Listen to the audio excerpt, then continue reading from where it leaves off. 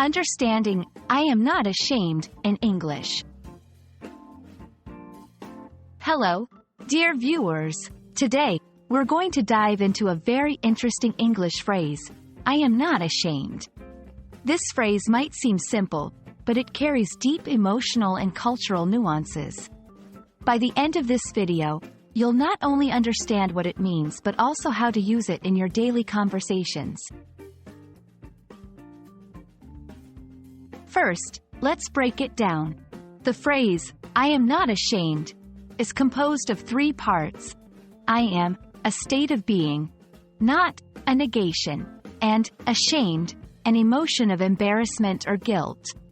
So, when put together, the phrase essentially means that the speaker does not feel embarrassment or guilt about a particular situation, action, or fact.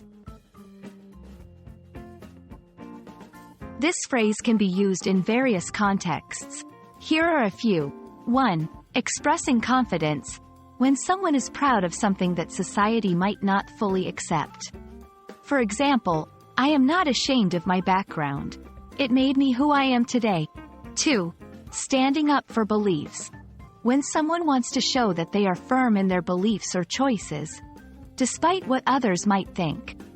For instance, I am not ashamed to say that I disagree with that opinion. 3.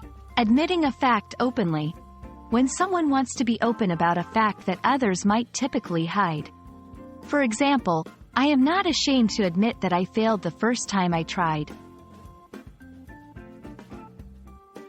It's important to understand that this phrase often carries a tone of defiance or pride. It's not just about the absence of shame. It's about actively rejecting any notion that one should feel ashamed. In many English-speaking cultures, being unashamed is often linked to being authentic and true to oneself. 1. Don't overuse it. This phrase is powerful because it's definitive. Use it when you really mean it. 2. Context is key. Make sure the situation truly does not warrant shame. Misusing the phrase can sometimes convey insensitivity or arrogance. So there you have it.